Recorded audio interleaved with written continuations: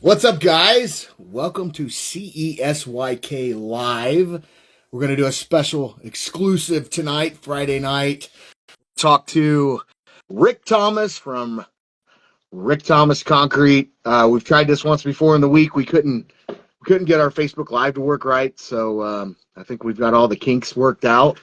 And as soon as Rick comes on here, we will get this started.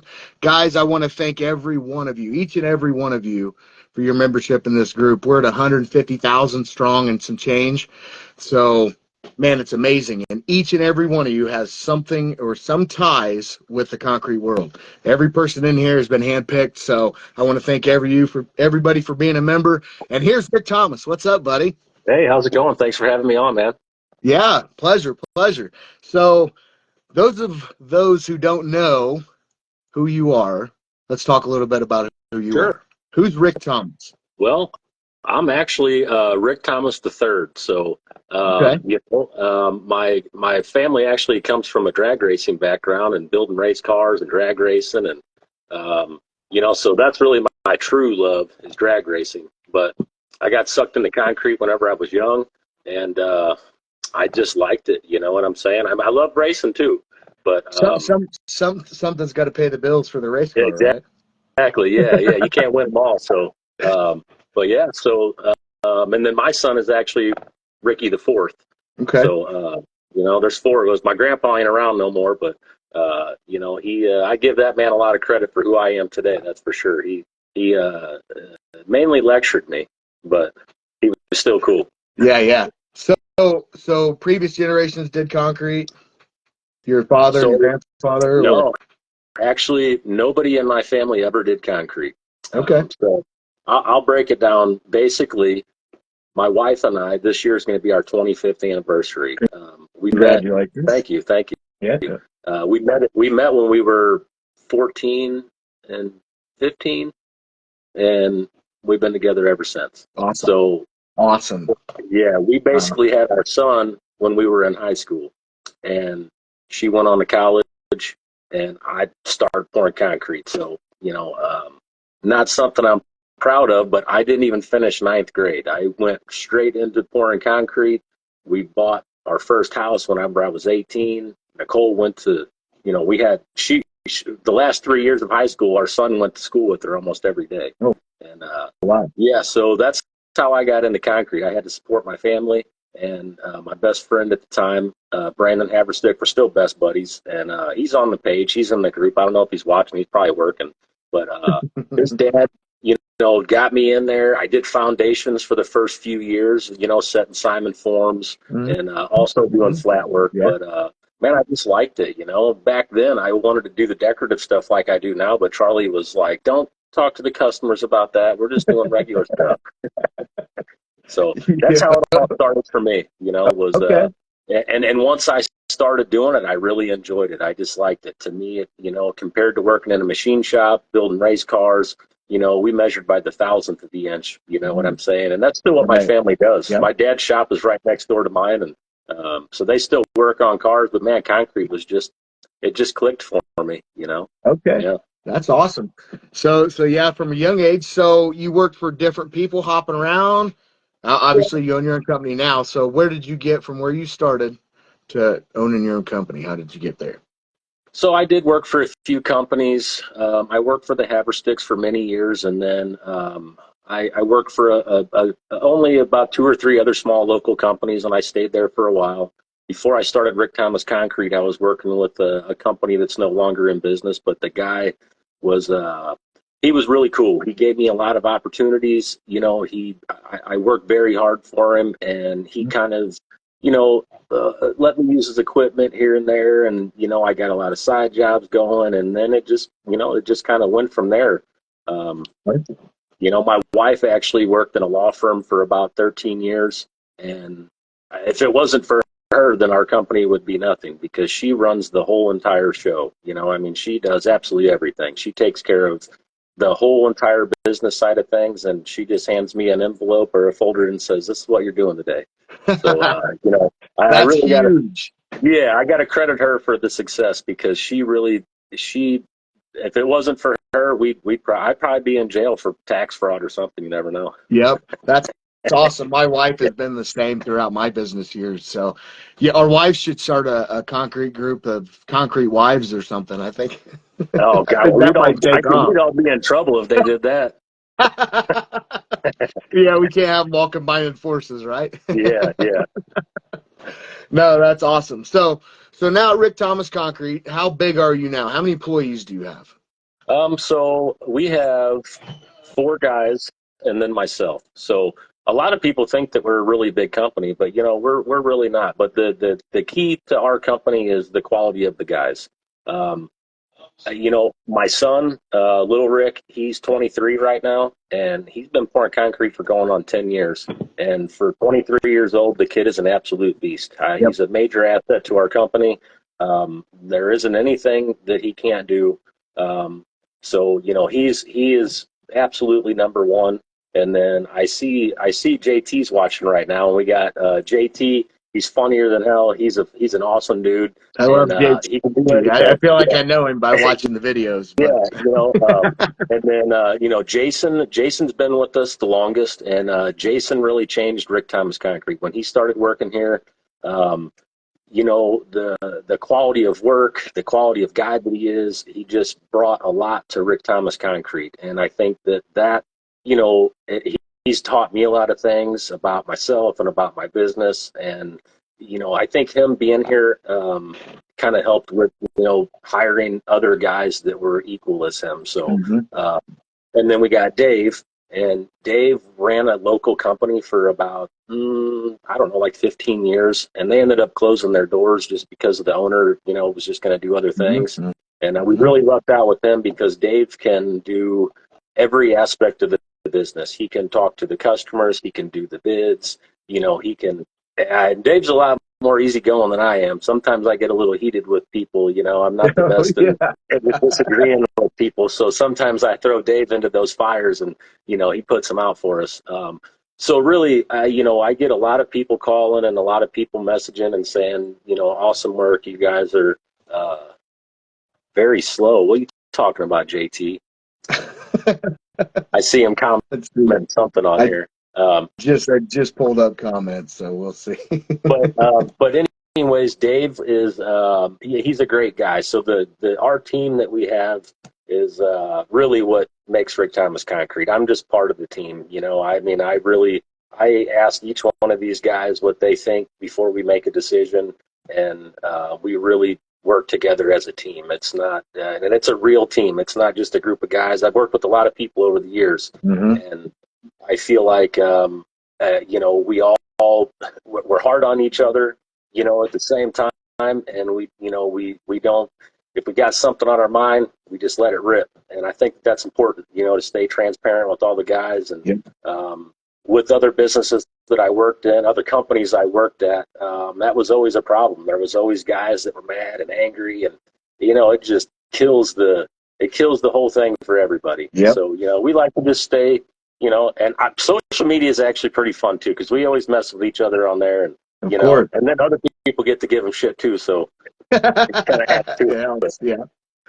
Yeah, definitely. So it obviously part of where you're at is because the people you've surrounded yourself with, Absolutely, right?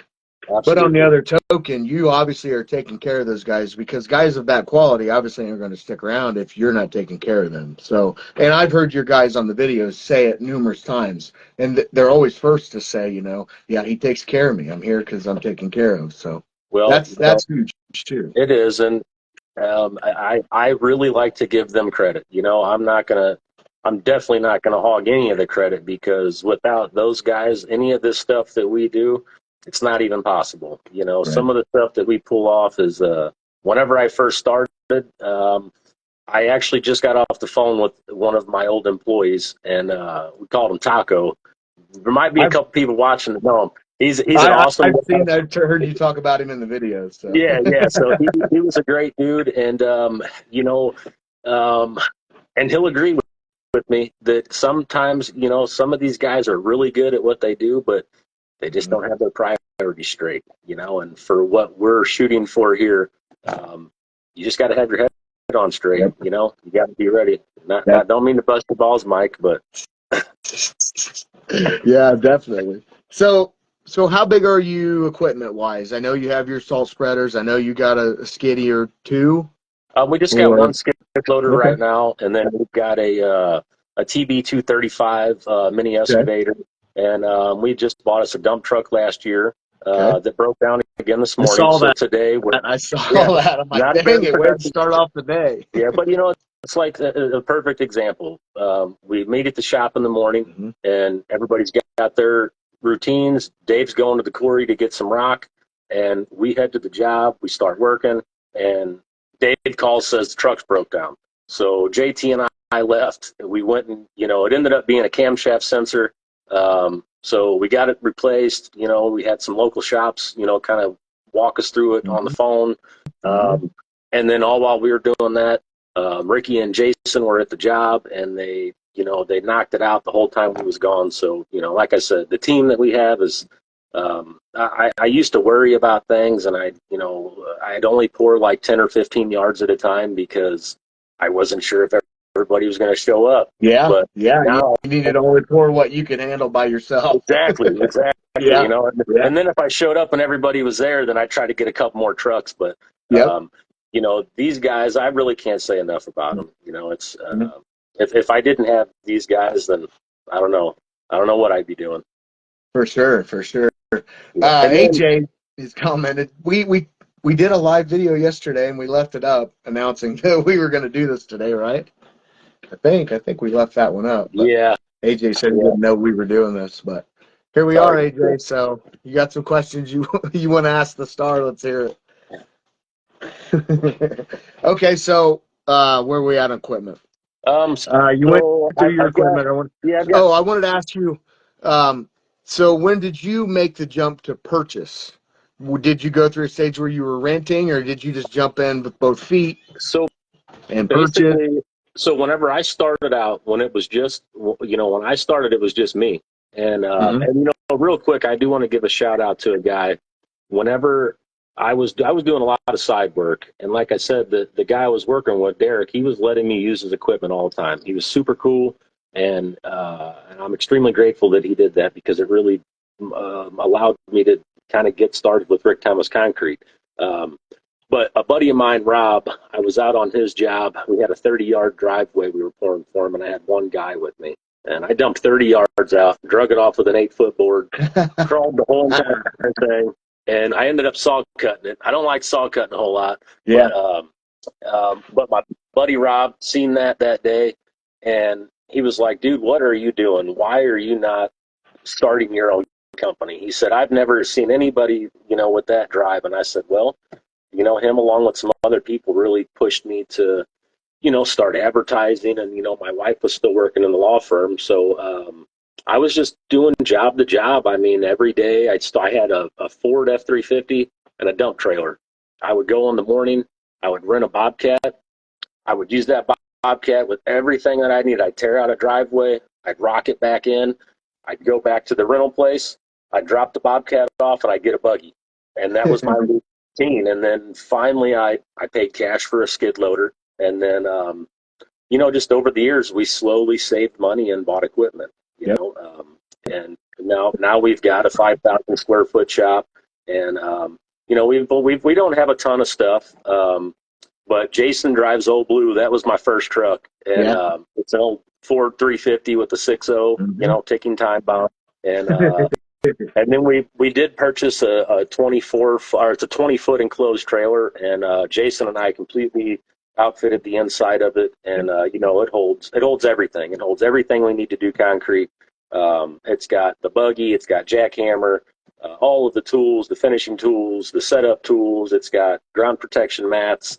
Um, and then we've got the old green truck. That's the salt spreader truck with the plow, and that thing is pretty versatile. You know, that's going to be JT's rig next year. We bought some new boxes for it, and Yeah. you know, so um, and I see some other guys commenting on here that used to work for us. Tyler Ford's watching right now, and I want to give a shout out to Tyler too, man. He's a good kid. His dad worked for me. and he's right here by us, and he's a young dude, and he's killing it right now. He just got him a new truck, and so Tyler, I'm proud of you, buddy. So keep up the good work. AJ wants to know who does all the filming in your videos and editing and such. So I do everything. Wow. Yeah, it's extremely tough, and it's tough to stay motivated doing it because I video all day. The videoing isn't bad, Right. but the editing really sucks. Yeah. So Yeah. I just do small time stuff. Like I'll just do clips that I can just throw together real quick sure, and throw something on YouTube. Man, I don't know what it would be like to have to go through 8 hours of footage, right? Essentially, is that what you got to do? yeah, it is. I mean, at first it was tough because I was really uncomfortable talking to the camera. I was uncomfortable listening to my own voice, and so I kind of had to like pluck just little spots out of the video, out of the day to make the video. Now I've got over all that, and I'm able to kind of just say what we're doing, talk about it. It's all new to me still. I never really, I mean, growing up drag racing, we were always videoing Mm-hmm. and, wanting to get good shots of the cars and, Right. catch the wheelie and all that. And so, I mean, with that, it kind of helps with the video, getting the right angles and stuff, which I Mm-hmm. know is important. But YouTube is a whole different thing. It's definitely not something that just happens. Right. It's a lot of work. It It's is a lot of work. a lot of work. And a lot of people don't realize that. They think, oh, I can show my YouTube. I do concrete until they realize what editing is Yeah, like. So, and yeah, so I've heard Ryan talk about the editing as well. yeah, So, yeah, and that's I the commend reason you that I guys for started it. that. Yeah, I'll be honest with you. My son and the guys were like, "Man, you ever watch Victory Outdoors?" And I was like, "Man, I'm not watching YouTube videos. I ain't got time for that." And then I started watching, and I was like, "That's pretty cool." And and then all the guys were like, "Man, we need to do that. We need to do a channel, because we crack each other Mm-hmm. up." And so Mm-hmm. we started it, and I'll be honest with you. The only reason that I started a YouTube channel is to try to make money. I mean, I Right. didn't do it for any other reason Yes. other than try to make money. Yeah. And I know, I'm sure it's going to happen. And it's You're slowly close. If trickling you're in. not there yet, you're close. It's slowly Man. trickling in. I mean, we Yeah. did get monetized very early. Okay. Basically, about the first month, we got monetized. Wow. It was tough last year. I was kind of on and off, Mm-hmm. but it's enough money right now to keep me motivated to keep Right. doing it because I know that it's going to grow. Yeah. It's just like anything. If you put the work into it, you're going you're going to get the reward at the end. But And for those of you that don't know, have just tuned in, this is Rick Thomas from Rick Thomas Concrete, YouTube creator. If you don't know him, go check him out. Subscribe to the channel. Where are you at on subscribers right now? I think we're right at about 52,000. Yeah, Nice. 52,000. So we're at 150,000 strong in this group. So No, that's awesome. hopefully we can And maybe about the give you group, those. um, I before this group started, there was another big group, the concrete pumpers page or whatever, and man, everybody was so ignorant on there, Yeah.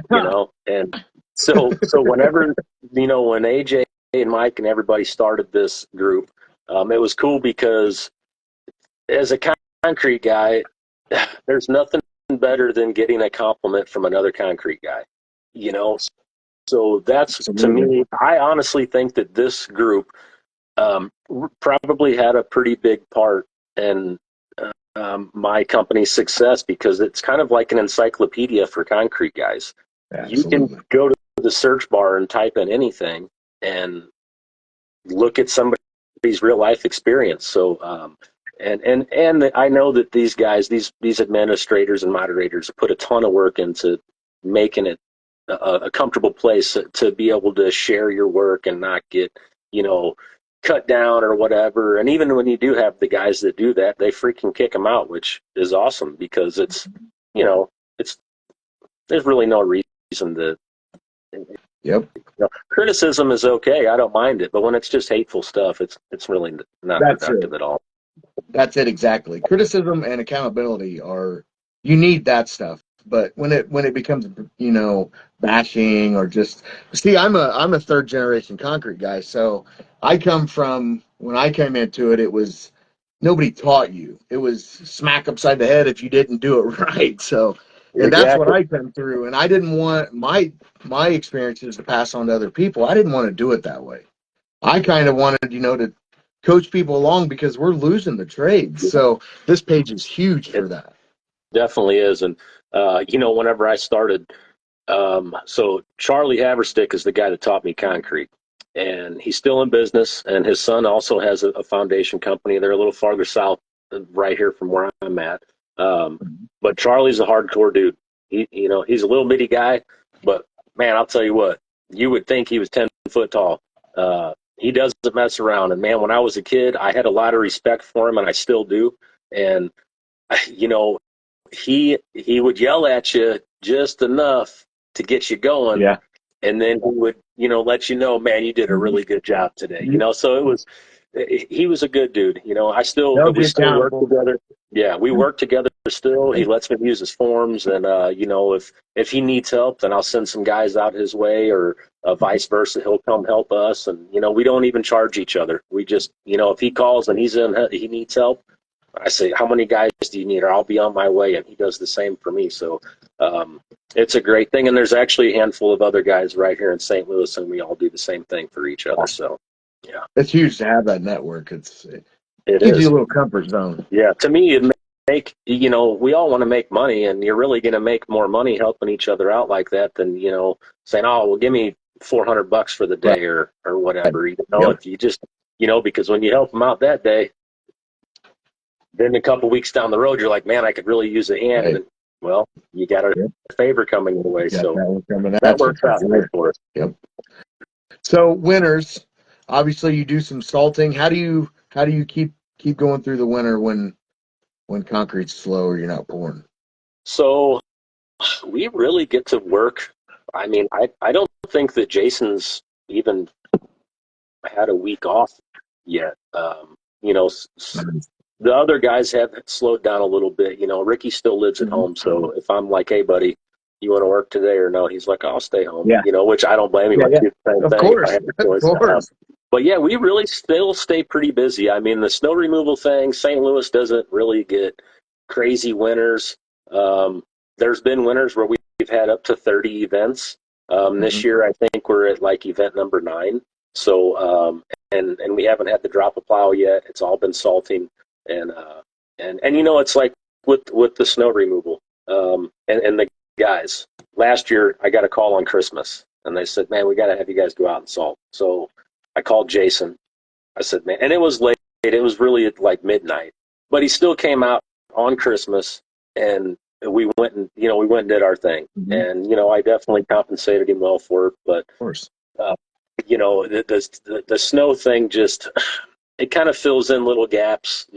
I mean, it's really more of a nuisance when it's Mhm. not a bad winter because we got to rig everything up and then usually fix everything because Right. you know. But what I do is I put the guys in the equipment. I've been doing snow removal for a long time, Mhm. um, and I shovel sidewalks and I push salt spreaders, and those guys, I let them run the equipment, and Yep.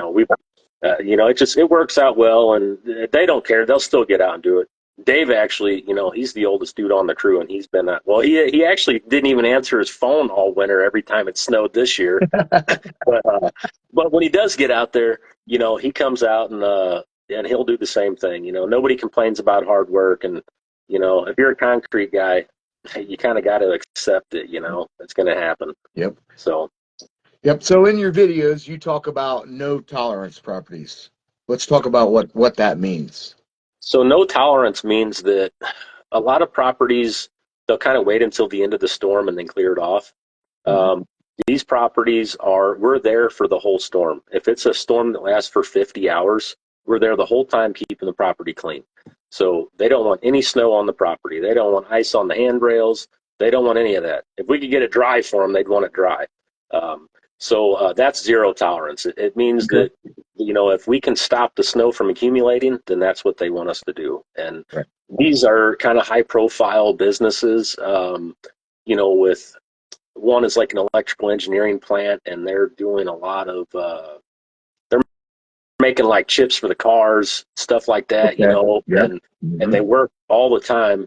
Sometimes they're not there, which is weird because they still want it cleared, but it's just that one fall. If somebody comes Right. out there and falls one time, it's going to cost them well 100 times more than that little salting event that we had to do. Right. So Yeah. that's the zero tolerance, kind of like a hospital. Right. We really focus on the entrances, and the one property's got a lot of steps, so we kind of keep guys, stationed right in those areas just to make sure. And I mean, we even follow people to their cars. When they come out, we'll help them and shovel a path for them, and Right. so it's really just nonstop salting, nonstop shoveling. If it slows down a little bit, then we'll be able to take a break. But we actually take our trailer out and we empty it out and we put a heater in there. And my wife usually gets us a couple crock pots of chili and chicken noodle soup, and so we'll stage that thing up in one of the lots, and then everybody can come and go and grab some drinks and some food. And we really have a good time when we go out and Of salt. course. I mean, it's Of still work, course. but it's pretty fun. Yeah, for sure. So obviously it's worth it for you to go do that when you go to billing and stuff, to be out all night long salting. So the other thing is that I'm actually a subcontractor for a local company. Okay. Um, when it comes to the snow removal, I did 1 year where, because we get a ton of calls. I mean, I get people calling me all winter long, especially during the snow. Right. And Right. I'll just be honest with you, I don't have the patience to sit on the phone with people and say, well, it might be enough to plow or it might not. And I say, well, so whenever we sub, we don't have to pay for the salt. We don't have to, we just show up. They tell us, hey, here's your work orders. We're starting at this time. And we've got a depot, which is where we get our salt right close to the properties. So, we just keep track of what we get. And it's just so much easier to subcontract for me anyways. My wife Nicole, she's already a little overwhelmed with running the business, or else she could probably make some calls and get all that stuff lined up. But it's really a pain. The company we work for, Swinter Group, Ken is a great guy. Ken Bogeman is the guy that owns it, and he's a stand-up guy. I've done concrete work for him, and we did work at their home and at their business, and so they don't mess around. They pay right away, and but those guys, they sell that work all year, every year. So the amount of time and effort that they're putting into keeping those properties year after year, I just don't have the time to do it. With running the concrete business, if we had a 6-month winter, it would be different. Right. But we poured concrete all the way up until I guess the first week of January. We poured all the way through, and then while we were trying to do the live this last month, it was like that was the majority of the cold we got. Right. Right. Today it was 70 degrees here today. Yeah, So we had a nice day. yeah, it was a beautiful day. Yep. Well, my wife's over here. She's telling me stick with that sub and out doing it. Don't put any more on your wife. She's got enough. Yeah, I won't. I'm crashing this live right now. I want to give a shout out to your wife. One question: how does she stay sane? Well, I never said she was. Good answer. Good answer. Yeah. No, We are the well, glue that keeps it all together, aren't we? that's correct. Yes, ma'am. Yeah. No, she comes from a very good family. Her mom and dad are great people, and honestly, they're a huge part of our success too. They've always been there for us, and they've always been there for her, no matter what. And so they also are a huge part of the whole deal. Helping with the kids whenever we were busy. When the kids were young. We have a daughter, so a 14-year-old daughter, but I don't think she's going to pour concrete. Yep. Sounds Sounds very similar to our situation too. Just kind of go with it, but you do get through it, and it's important to recognize, though, your wife is very important in this. So thanks for the show. Absolutely, I would be nothing without her. Thank you. So AJ wants you to explain how you do a tear out. You tear out the driveway, you get it prepped and poured and paid the same day like you do. So practice, a lot of practice. So once, whenever I first started, I couldn't pull that off. No way. But again, with the guys and the whole team, that's where everything comes into play. A lot of times I just have a single axle dump truck. It'll hold about, well, we put about 12 tons on it, but I don't know how much it's supposed to hold. Does it dump okay at 12 ton? Or is it grunting? No, it's a single axle. And yeah, we put it on there. I mean, that's probably why it breaks down all the time.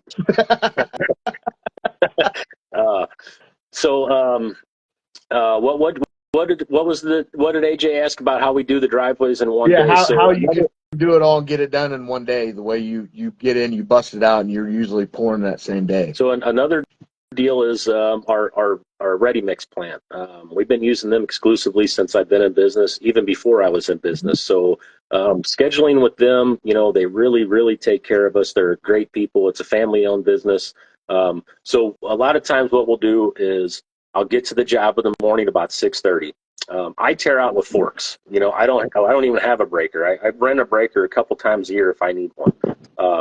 So I basically start with forks, and other people also give us a lot of shit about the way we tear out, because a lot of times I put the tear out on the street, right, and it cleans right up. It cleans right up. Yeah. But I think that's really the main difference.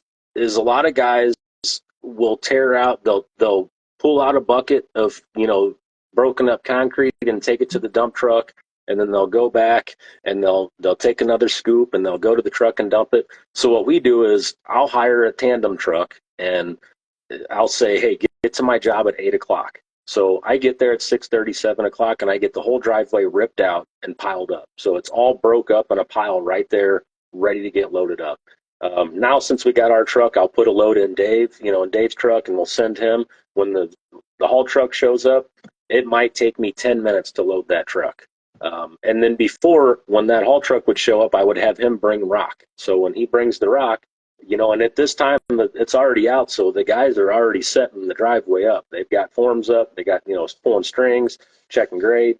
So most of the time we can have concrete, on up to an 800 to 900 square foot driveway that's going to be a straight shot from the street to the garage.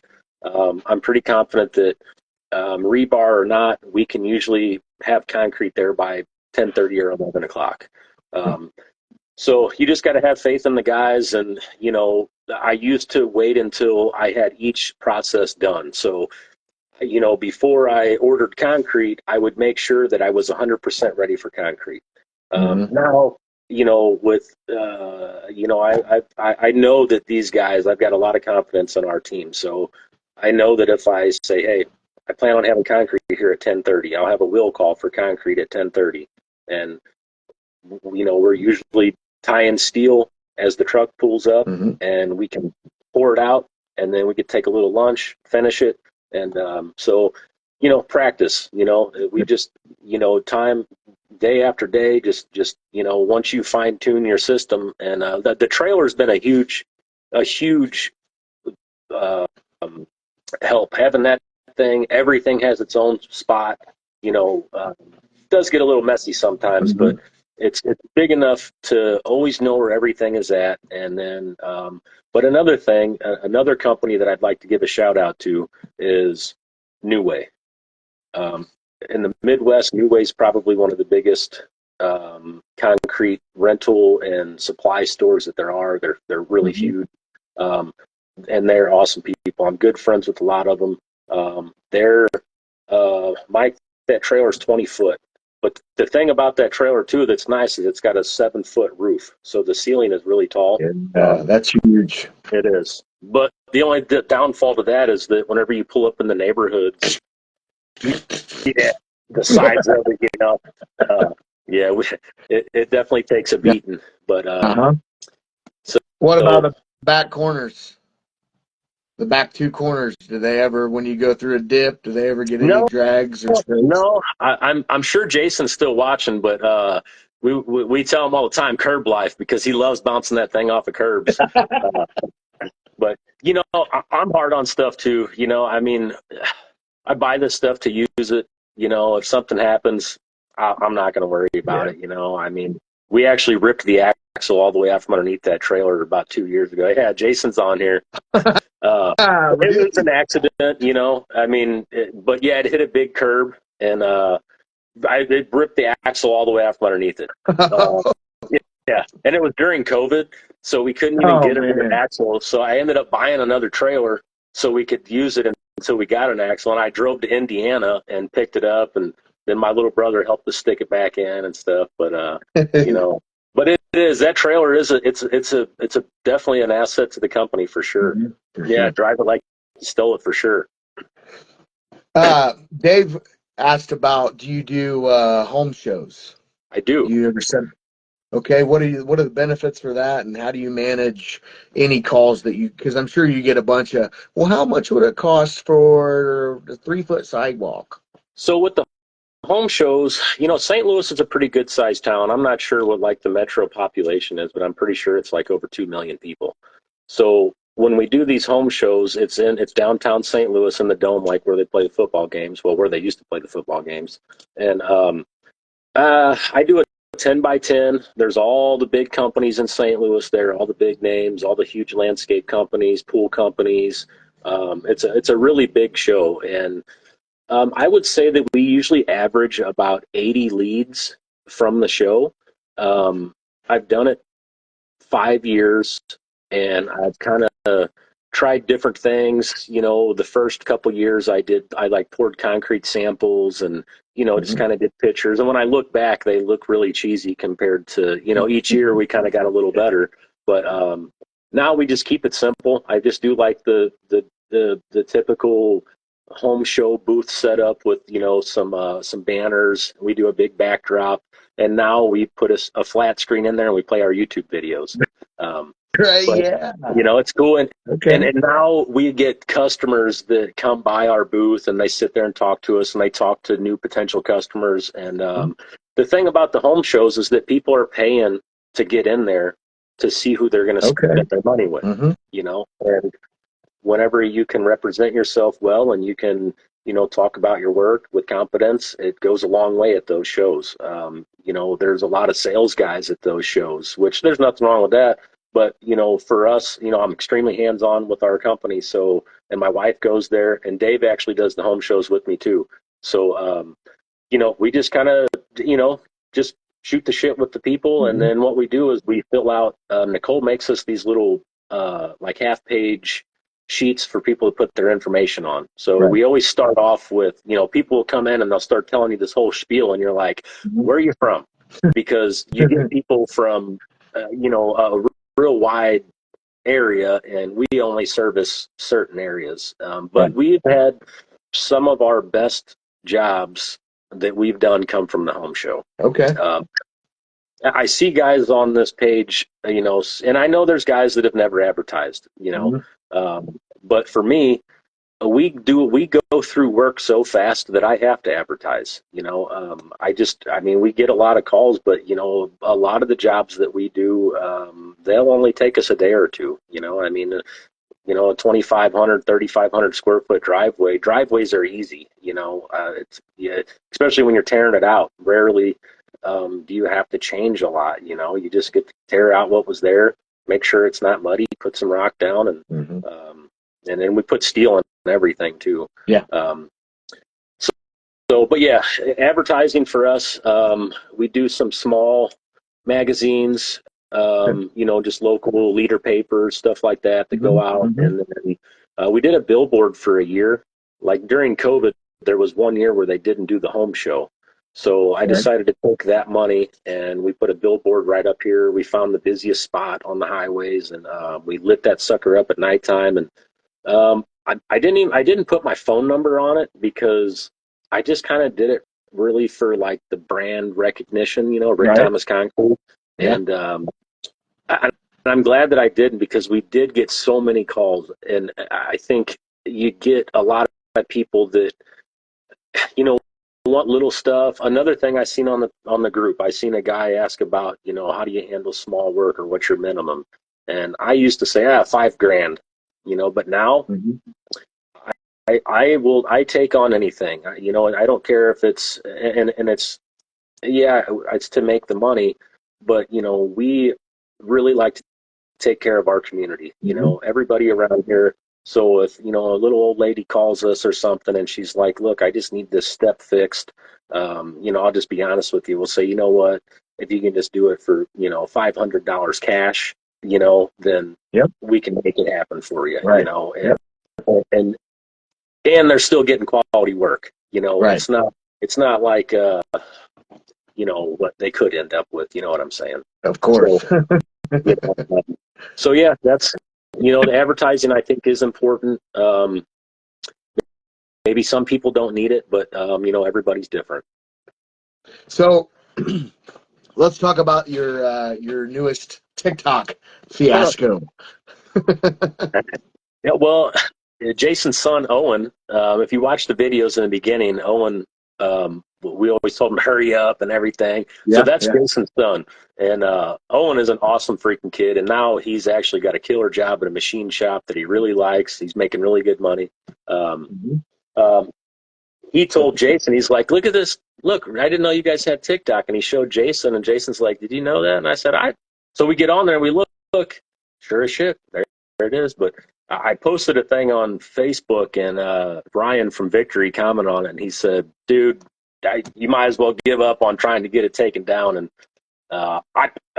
people take our pictures all the time, which I really don't even care. I really don't. The last guy that took my pictures, to me, I think that if you're desperate enough to take someone's work and share it as your own, you must, be trying. You must be trying to make something happen. So I can't knock them. I can't hate them for doing that. But I think that they could at least, hopefully at least inform the. Well, I'll give you a perfect example. There's a member on this group. His name is Daniel Bazalda, and he owns a company called Bazalda Production, I think. And he shared a thing on this page, and it was the coolest design I ever seen. It was a nighttime picture, and it was all hand grooved, and it was like a big flower. And oh yeah.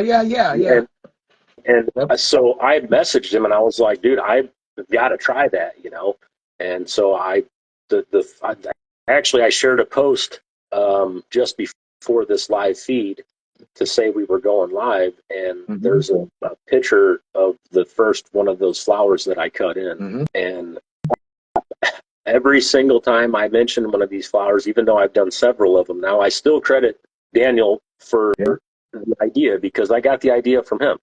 And it's I didn't copy him or anything like that. I just thought it was very cool, and so I always give him props for that. And I'm friends with him on Facebook as well, and we talk all the time. So anybody that wants to use pictures of our work as an example, I would encourage that. But I don't know about making your own ad and Exactly, for sure. So the YouTube thing. So you think it's worth it? All that you put into that, do you think it's worth it? Do you think it will be worth it in the future? I think so. Yeah. The biggest thing is enjoying it, and I enjoy doing it, so I do enjoy doing it. I enjoy, the followers that we have are really cool. There's 52,000 people on there, but I think a lot of those subscribers came from some of the short videos that we put out. But we still usually get a solid 5 to 10,000 views on every video that we put out. And there's a handful of guys on there that are just super supportive of us and appreciate the hard work that we do, and then the hard work that I do to make the videos. So I think if you enjoy it, then it's absolutely worth it, and I do enjoy it. So I encourage other people I seen Ryan from Victory make a video that said basically the same thing. He's like, I'm pretty sure he started his channel to make money as well. And if you hate free time and you want to work all the time, then yeah, I would start a YouTube channel. Well, I'm going to tell you, it doesn't go unnoticed, because I have a good friend here, the next town over, that I help do work for all the time. He started his company because of YouTube, Mike Day specifically. Yep. And hopefully we can get him on sometime and pick his brain a little bit. But his channels made this guy, he sold insurance. and he saw these videos. He's like, man, I want to do that. That's cool. And from YouTube channels, he started his own company. He's been going 4 years strong, and he's doing very well. That's awesome. Yeah. From YouTube. I actually watch a lot of other videos, and I mean, even watching the story of Mr. Beast is extremely inspiring, you know, and it's just about being persistent and staying at it. If it's something that you want to do, you know, you got to follow through, you know, you can't start it and then stop, you know, you gotta follow through. It's going to get tough. And when it gets tough, that means you're getting somewhere, you know, once you get through that. But, you know, with Mike Day, actually, Jeff Hirschberger from Decocrete called me, and this is another thing that came up just because of YouTube. And he's like, man, we would love to have you come out and sit with Ryan and Mike Day, and now Bobby from Grub Mud on YouTube is also going to be out there. So we're going to Canton, Ohio for the Decocrete Expo. And it's going to be at the Football Hall of Fame, I believe, or right next to it. Okay. What's the date on that? You know? I believe it's March 14th, 15th, I believe. Okay.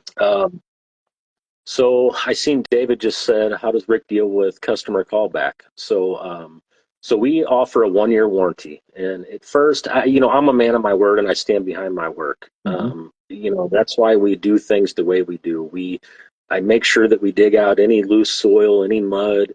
If I got to dry something up, then, you know, we use a lot of lime. We put lime down to try to dry the ground up, which I'm sure most guys are familiar with that. I only use clean stone. We use, I don't do any less than 3 inches of compacted limestone for our base. And then we use only American-made steel, and we do number 3s on 2 foot on center. We tie it off 100%. And so today I actually got a call from a customer. We did a job last year, a stamp patio for a guy. He sent a picture over today of 3 little spots that popped off. So we offer 1-year warranty. The reason that I offer the 1-year warranty is I'm going to come back and I'm going to fix a mess up regardless if you have a warranty or not, just because it was our job. Now, you know, sometimes things happen, and I've got a couple of reviews on Google where 3 years down the road, you know, salt damage is pretty obvious. And then when people don't do any maintenance at all, you know, things are going to happen. And so I try to sell the flaws, you know, whenever I'm selling a job to somebody, I try to sell the flaws first and let them know why concrete cracks, you know, the causes of that. And then with our climate, with the freeze and thaw, you know, you almost have to expect something to happen. And what I like to tell people is, you know, if you look at your driveway here, usually you can look down the street and say, see, their driveway, I'm going to say, is probably poured about 4 years ago. And they're like, yeah, it was.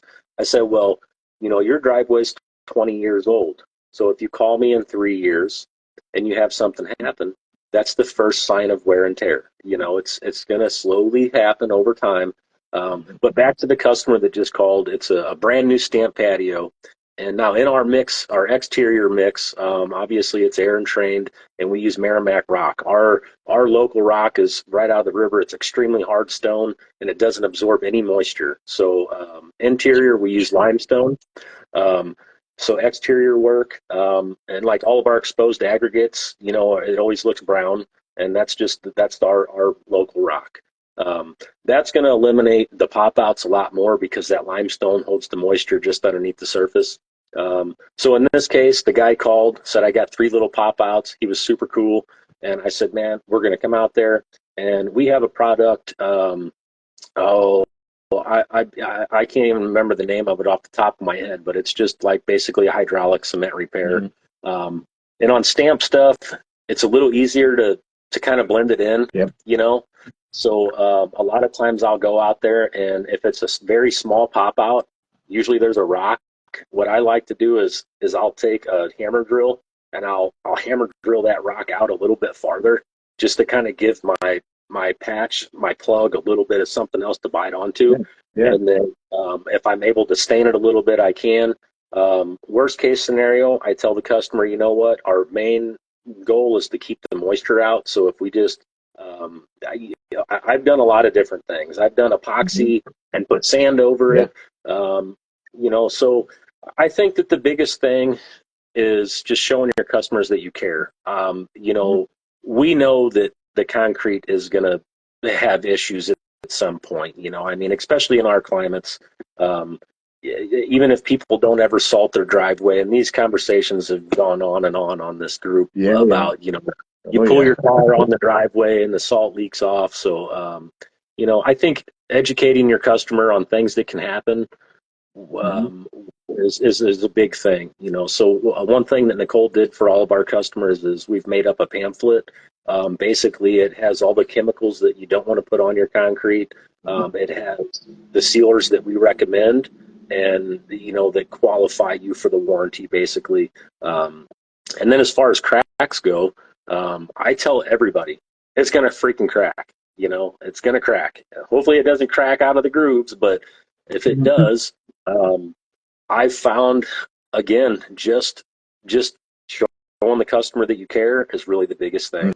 So going out there, our process is usually a V groover, and or like the V blade, and we open it up and then we caulk it. And on regular concrete driveways, I sprinkle some silica sand on it, and there's already a crack, so I just tell the customer, it's not going to really necessarily draw any more attention to the area, but we're going to eliminate the water from getting in and making it worse.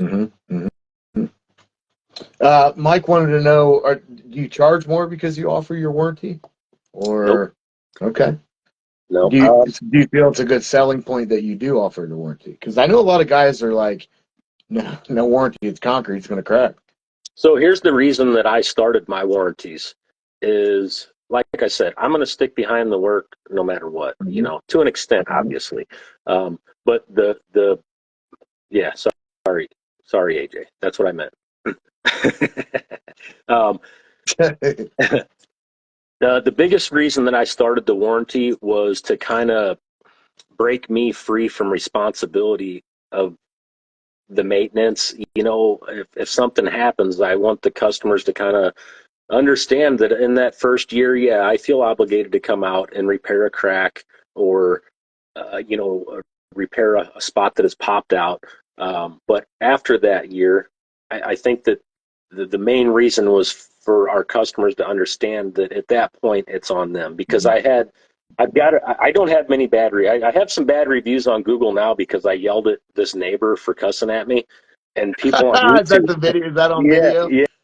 So people got on Google and started writing bad reviews about my company, and so I don't care. I hope that people read that are like that guy and they don't call me. So that's it. I wanted to say you held your cool way better than I think I would have been able to in that circumstance. So here's the thing about YouTube: you can edit out a lot of stuff. Noted. Yeah. So noted. Yep. I still have the full video. Okay. But yeah, that's the thing with the warranty. I think the customers, I couldn't even tell you how many bids we go through in a year, but it's hundreds of bids, and Nicole actually does all the bids too. My wife goes out and bids. The last 2 years, her very first year selling concrete, she sold well over $1 million on her first year. So it was pretty impressive. And that's on top of doing everything else, Wow. So, but I think that some customers, I think the guys are cracking about that video. Oh. Do you have an operator's license? Yeah, you got a Facebook license. You have a Facebook license. If you guys haven't seen that video, I don't know the title of it, but man, watch some of his videos. There was a homeowner that was, I would say, a little cuckoo, but whatever. Yeah, he said, "I'm a home inspector." He goes, "You got your operator's license?" And Jason's all the way across the job, and he just busts out laughing. Man, it was really funny. So yeah, I don't know what that guy's problem was, but it was. We get it, I mean, people. That neighborhood right there is like all old people, which nothing wrong with old people. I love old people, but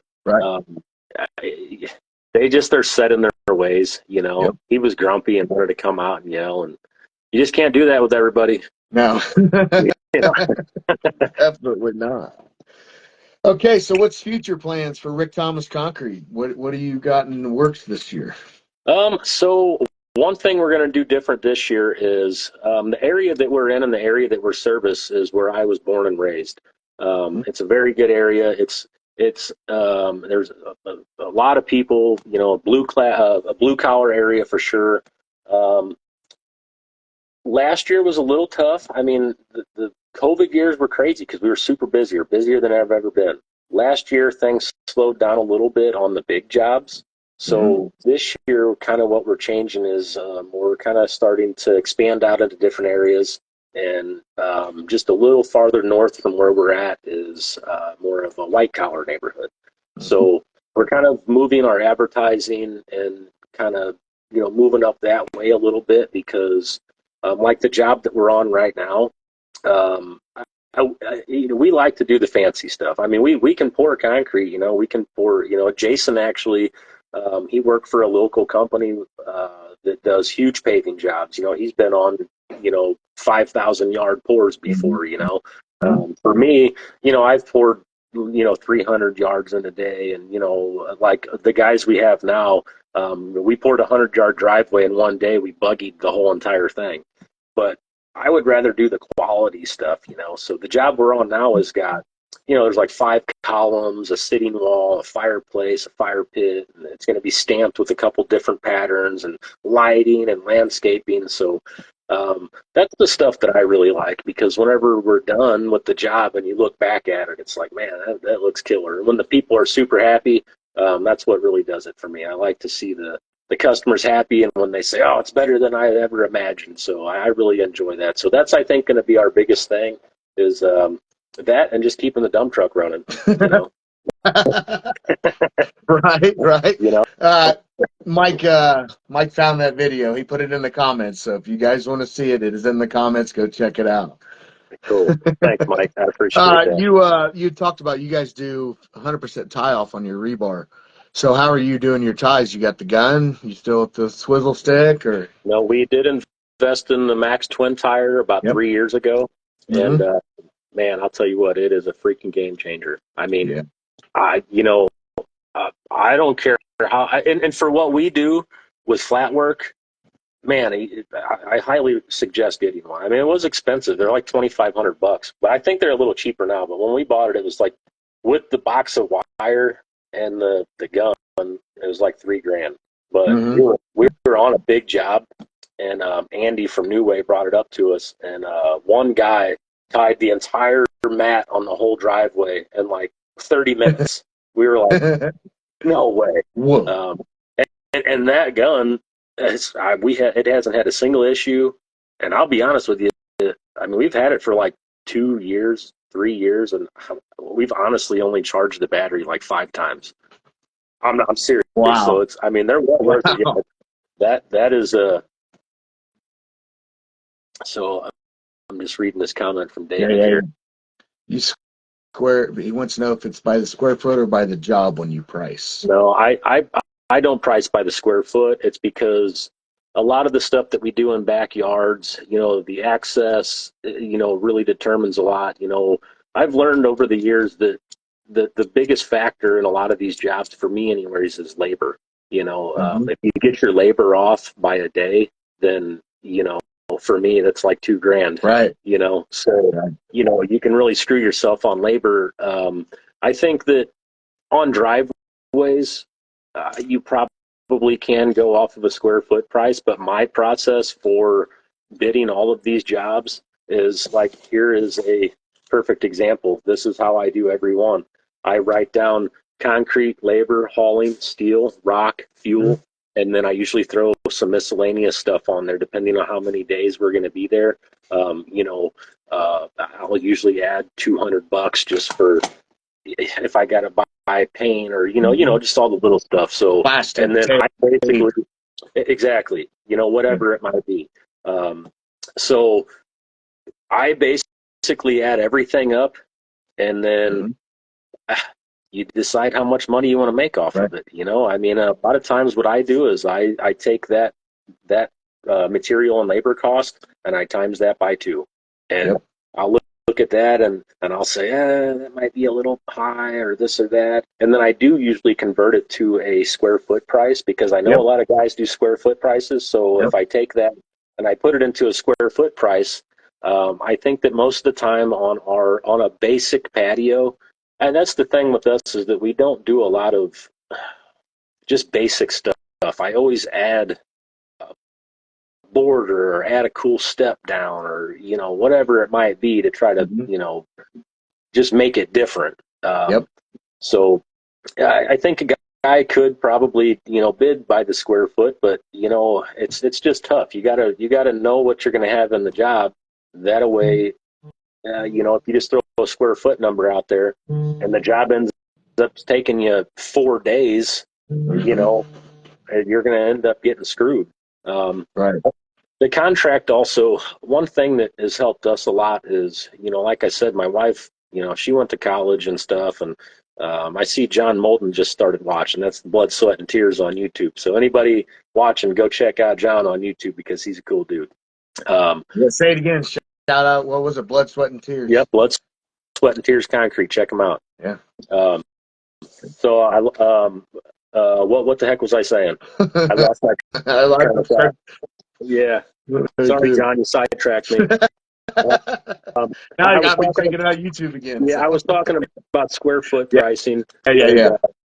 Basically, you can get yourself a square foot price. I think that would work, but right now with the price increases on everything, we do a lot of downspouts. We bury a lot of downspouts, and I don't try to sell people on stuff, but what I've done over the years is I go to these jobs and I bid and I'll see a new driveway and they didn't bury the downspout and it turns the driveway black. So I say, look, this is what it's going to look like if we don't bury this downspout. We put a ton of that stuff in, and like with those pipes, they used to be $6 a piece.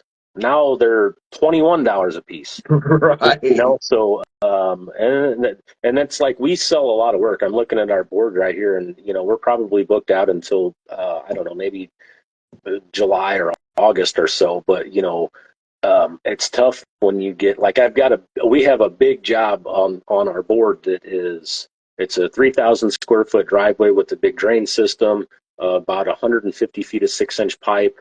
Then there's a pool deck and a massive retaining wall that holds the pool deck up. It's all coming out, and I bid that job a year ago, and we were supposed to do it last spring, but they were like, you know what, we want to go ahead and wait until after summer. So all right, fall rolled around, and with their schedule and my schedule, it got kind of late in the fall, and they were like, you know what, let's hold off until springtime. So we're like, that's fine. Well, now we've had so many price increases, and it's not too bad, and I'm not going to push it on the customer, but concrete went up $20 a yard, and on this particular job, I've got about 70, well, actually got about 85 yards of concrete, so almost $2,000, and just the extra money on concrete. But so I've seen other guys that'll have a kind of like a 6-month clause, that say this contract is good for 6 months. But to me, I think that would work if they didn't sign on for 6 months. But once they're on my schedule, I kind of feel obligated to just stick to that price. Right. Makes sense. Total sense. David wants to know about, let's see, what did he say? Drainage. Do you talk about that to your clients about drainage and the water mitigation and different things with your walls and stuff you're doing too? Absolutely. And a lot of the townships that we work in, they are very old areas. Some of these, St. Louis is a very old town, and some of these little towns around here, they're packed super tight. So what ends up happening is when we go into somebody's backyard or they want to extend their driveway over, we have to have a certain amount of green space. We need that permeable ground, because if we fill the whole property with concrete, then it's forcing all the water on their property onto someone else's or into the drainage systems. So that's all very important. So we work with the different counties, and what we have to do is get the square footage of the property and then the square footage of the job. And then as long as it's the right percentage for green space, then we don't have to do any extra drains. And what they require sometimes is basically big French drain systems. Mm-hmm. So we have to make up for that square footage that we took away from, because a lot of these old areas, there's a neighborhood that we do work in, and these are all huge multi-million-dollar homes.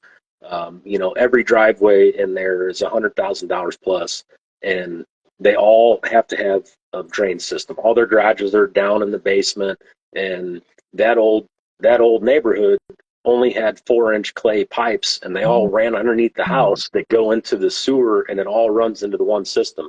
So they encouraged them and me to take the water and just run it out to the street. So in a lot of these, and we did, and I got in this neighborhood from the home show. Okay. I did, yeah. I met these people at the home show whenever I first went into business, and I did my first driveway in there. Now I think we've done 6 or 7 homes in there, and we've done a drain system in every single one. And I take pictures of everything.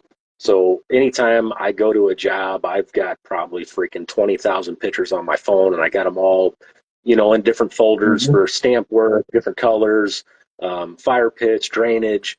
And so I think just going out there and, having the proof and the pictures, and then just being confident and, doing the jobs so many times, especially at your neighbor's house, it makes it a little easier for them to understand, what's going to happen. Yep.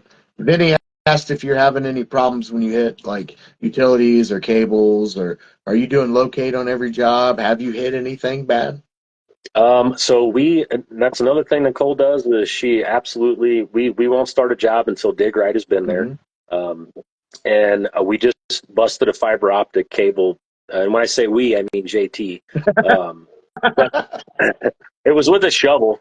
But these guys, they come out and they mark, and it's never accurate. But the thing is as long as we call Dig Right, then we're basically covered. Yeah. And like this one, they're like, oh, well, you got 2 foot on each side of their mark. And if you hit it, I mean, it is what it is. Yeah. You know what I'm saying? I mean, yeah. I guess I haven't really hit a lot of stuff over the years, but I know one that sticks out is I was young. I was working for a guy, and we were doing a pool deck, and their fence was going to be these big stone columns all the way around and connected with fence. So we got an auger on the front of the machine, and I'm looking at the pool heater over here, and I'm looking at the gas meter over here. And I said, man, I think we got a gas line going through here. And the guy's like, no, we'll be good. He goes down and hits this gas line, spraying dirt out of the hole. And he's freaking out. And I walked over and I shut the valve off, and he's like, oh, man, that was good thinking. I was like, what were you going to do? Just let it leak all day long? So, yeah, we do have everything located no matter what. And really with what we do with just driveways and patios, I mean, we do dig a lot of footings, but one thing, a lot of the neighborhoods, we come in and we just look up. A lot of times all the neighborhoods around here still have power lines up in the air, but a lot of these areas are all underground. Most everything that we're going to have to worry about is going to be deeper than what we're worried about. Electric, gas, water is always all, 30 inches plus deep. So the majority of the stuff that we rip up is fiber optic, phone, internet, stuff like that. The stuff that people can't live without, Yeah. All right. So I see in the videos you use, you're using some Cadillac concrete tools. Big question. Are they worth it? Absolutely. We like the Gruber. The thing with the Cadillac stuff is you got to get on early. It's all very lightweight stuff. So definitely get on early. And I'll be honest with you, I've been using the same tools for probably 4 years, and they're barely broke in. It's because they're so light. They're very light. Their big Gruber, we definitely like that. We really got used to using that thing, and we like it a lot. The other thing that we use the most from them is what they call the slicker, and it's basically about a 2 foot long, kind of like a composite float, basically. AJ, he doesn't like the Cadillac. Well, we all know AJ's opinion. The Cadillac. Now, I'm not sitting here, being a Cadillac fanboy at all. I mean, I can finish concrete with the freaking 2x4. It doesn't matter to me. But and I've had to. yeah. So I think that they when they came out, there was a lot of guys wanting to get in on the hype and order them, and I did the same thing. The biggest thing that I use the slicker for is whenever we groove, we start wet. And so my process is we'll snap our lines, and I cut it in with the Cadillac groover. And then once it sets up a little bit, I got an attachment for my my brass groover. So it's a 6-inch brass groover. It's a craft tool. Hopefully craft is okay. And it's CF319. But we got a little adapter that goes onto the bull float handle. So once it sets up, I'll run all my grooves because we crawl everything. We still crawl everything. So that's where the slicker comes in handy, is that when you run that pole groover out there, it's kind of heavy, so it'll leave a fat line. So what I do is I'll take that slicker, and you can run that out there and get the whole pad nice and flat, so you can get it all flat. Then when you finish, it really speeds up.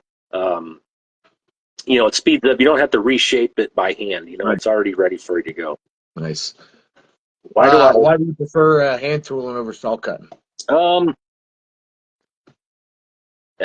I've saw cut a lot of stuff too that I don't mind, but I guess it's just what I've always done. I've always hand grooved everything. We've always cut everything on wet, so I think that's the main reason. I don't mind saw cutting. Sometimes when we do bigger jobs, when we're on a 50 to 70 yard driveway, I talk to the homeowner and I say, hey, how do you guys feel about saw cuts? Most of the time, they don't even know the difference. Right.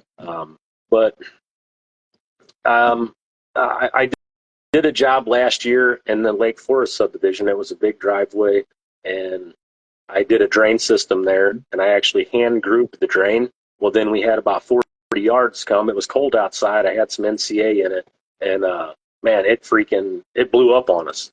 So I couldn't put grooves in it. I couldn't. And whenever I saw cut, I used the I don't even. It's the little. Maybe is it a Husqvarna saw? Is that what the little soft cut thing is? Yep, little orange ones. Yes.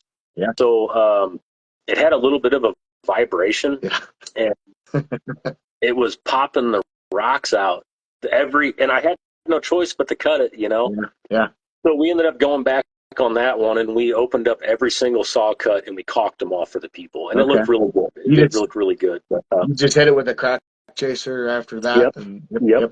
JT and Jason actually went around with the crack chaser, and this was a 2,000 square foot driveway. We poured that one a little thicker. But yeah, we saw cut it, and then Jason and I remember the day going out there, and it didn't take very much time. So, well, I don't think that it was the blade, AJ. It was there was a vibration in the saw, and we could tell as soon as we started cutting. So they seen it right away, and I was bummed because these people are freaking loaded. You know what I'm saying? These people are like, I'm 41. When I'm around people that are in their 70s, I feel like a kid. You know what I'm saying? Right. And so they were really cool. And when we came out and I explained to them what we were going to do, once they seen the process, they loved it. They were like, "Oh, that looks killer," So, to me, it depends on the size. I think saw cuts do look nice. When I saw cut, a lot of times I'll still hand cut my border in because we like to do borders on almost everything. I try to talk people into borders all the time. So I still groove my border. But we did a job the very beginning of this year. It was an existing driveway, and the approaches were destroyed. So we did some stamped approaches, but they wanted to kind of spice up the whole driveway. So what we did was we went through and saw cut border in the whole entire thing, and then we added, like middle borders, and then we stained everything, and then we sealed the whole driveway, and it really set it off. So, Yeah. the I don't mind saw cutting, but I don't like going back. Yeah, I get it. I You know, like the look of a groove better anyway, personally. So yeah, I like that look better. yeah. You doing any flat work stuff? So slick finish stuff, garage floors? So we do a handful of garage floors. I mean, I guess we've kind of got into I would say, we're not as deep into the decorative niche as some of these guys are, but that's what we like to do. So I think that the reason that I probably don't get a lot of the slick finish stuff is because of my prices are probably higher than, what other guys may be. But, you know, the garage floors, we do a lot of garage floors. Residential, we tear out a lot of garage floors, and we can do those in one day too. So we can come in and, now those we do. I use my forks on the garage floors a lot of times if we're tearing the driveway out too. Yep.